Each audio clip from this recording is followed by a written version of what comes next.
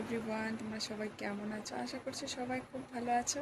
মিনতি lifestyle ব্লগে তোমাদেরকে অনেক অনেক ভালোবাসা দিই। আজকে আবারও একটা নতুন ভিডিও শ্যুট করলাম। এখন বাজে ওই দেখে নিই ফোনটা, ওই 5টার মতো আর কি বাজে। তো চলো ভিডিওটা শুরু করা যাক। ঘরের ভিতরের অবস্থাটা তোমাদেরকে একটু শেয়ার করি, দেখো তোমরা। এই যে দেখো, এটা হচ্ছে আমার ঘরের লুক। এখন বাজে 4টা। তো সমস্তটাই মানে এখন যা অগোছালো আছে সবটা গুছিয়ে নেব। তোমরা সঙ্গে থাকো, দেখতে থাকো, তোমাদেরও ভালো লাগবে অবশ্যই। তো চলো একটু একটু করে আমার এই হাতের কাজগুলো কমপ্লিট করে নিই। আর এত গরম লাগছে আজকে, মানে দুদিন থেকে যতটুকু গরম, দুদিন থেকে বৃষ্টি হচ্ছে, কিন্তু আজকে কিন্তু রোদ উঠেছিল ভালোই দুপুরের দিকে। মানে সকালের দিকে জামা কাপড় কেচে দিয়েছি, তখন না বৃষ্টি পড়ছে, আবার সেগুলো তুলে আবার বারান্দায় রেখেছি। একটু পরে দেখে আবারও খুব রোদ উঠেছে, তখন আবার ওগুলোকে রোদরে দিলাম। রোদরে দিয়ে এই যে ঘরে বসে গেছিলাম ব্যাগ বানাতে, ব্যাগের ফিতে লাগাচ্ছিলাম আর কি।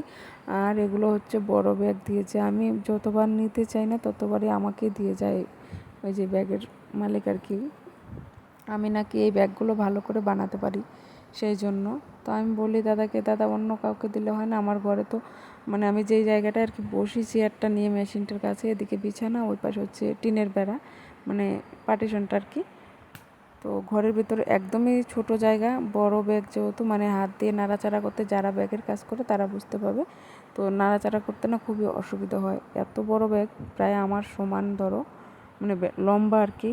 তো সাইজে তো এখানে মাঝখান থেকে ধরলে অনেকটাই ছোট হবে, কিন্তু তবু অনেকটাই বড়। ব্যাগটা বানাতে গেলে খুবই জায়গার দরকার হয়, আর কেন আমার ঘরে তো সেরকম জায়গাও নেই, সেই জন্য খুবই কষ্ট হয়। তো কষ্ট হলেও এগুলো ব্যাগ বানালে আর কি পুষিয়ে যায়।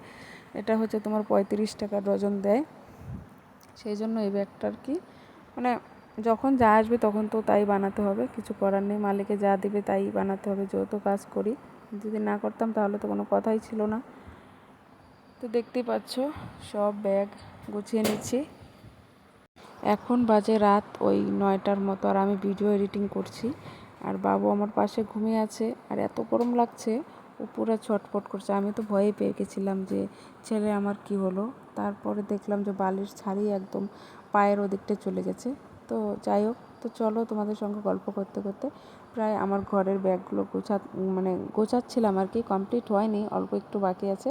তো চলো ঘরের যে অবস্থা কি বলি তোমাদেরকে, এই যে যতবার ব্যাগের কাজ করি ততবারই। আর এগুলো কি বলো তো, মানে ব্যাগের সাথে না, বস্তাগুলোর সাথে আসে প্লাস্টিকের টুকরো টুকরো, মানে গলে গেলে যেরকম হয়, হয়তো মেশিনে যেখানে ব্যাগের বস্তাটা আর কি তৈরি করে, আমার মনে হয় আর কি, জানি না কতটা সত্যি। তো ওই টুকরোগুলোই আর কি ব্যাগের বস্তাটা খুলে তখনই দেখতে পাই একদম। আমার বাবু তো অনেকগুলো জমিয়ে একটা প্লাস্টিকে ভরে রেখেছে, অনেকগুলো আর কি। এই যে দেখতে পাচ্ছ সাদা স্টোনের মতো দেখা যায়, মনে হয় পাথর, কিন্তু এগুলো হচ্ছে প্লাস্টিকের টুকরো টুকরো, ছোটো ছোটো গুড়ি গুড়ি মার্বেলের মতো। তো যাই হোক, ঘরটাও একটু একটু করে ঝাঁট দিয়ে নিলাম। আর এখন দেখো ঘরটা যখন পরিষ্কার থাকে তখন কতটা ভালো লাগে দেখতে। আর অনেকগুলো নোংরাও বেরিয়েছে, যেহেতু ব্যাগের কাজের। এই যে দেখো, সবসময় যদি এরকম থাকে ঘরটা, ভীষণ ভালো লাগে। ঘরে এসে যেন আলাদা একটা শান্তি। আর ঘর যদি গোছানো না থাকে একদমই ভালো লাগে না। আর ঘরটা গোছানো থাকলে, মানে তুমি নোংরা হয়ে থাকো তবুও ভালো লাগে, নিজে নোংরা থাকি তবুও ভালো লাগে, কিন্তু ঘরের অবস্থা এরকম থাকলে একদমই ভালো লাগে না। আর আমি উঠান টুঠান ঝাঁট দিলাম, রান্নাঘরে থালা বাসন হাঁড়ি কড়াই সব কিছু মেজে ঘষে নিজে একটু হাত মুখটা ভালো করে ধুয়ে এসে তারপরে এই যে তোমাদের ক্যামেরার সামনে এখনই আসলাম। তো চট করে নাইটিটাও একটু ছেড়ে নিলাম। আর একটা টিপ পড়েছে, সিঁদুর পড়েছে, গলে গলে পড়ছে, কী করব বুঝতে পারছিলাম না। তো চলো, কেমন লাগলো আজকের ভিডিওটা অবশ্যই কমেন্ট করে জানিও। আর একটু হাঁটতে হাঁটতে যাচ্ছিলাম ওই রিয়াদের বাড়ির ওইখানে গেলে একটু ভালো লাগে, কারণ ঠান্ডা হাওয়া আসে। আর রাত্রে আজকে কোনো কিছুই করলাম না, ভাত করিনি, দুধ এনেছি আর আম এনেছি বাজার থেকে, দুধ মুড়ি আম, এটা দিয়েই আজকে খাবো। মানে আম উঠেছে এবছরে, কিন্তু আমরা আজকে প্রথমবার আর কি নিচ্ছি এটা, আম দুধ আর হচ্ছে মুড়ি দিয়ে খাবো আজকে।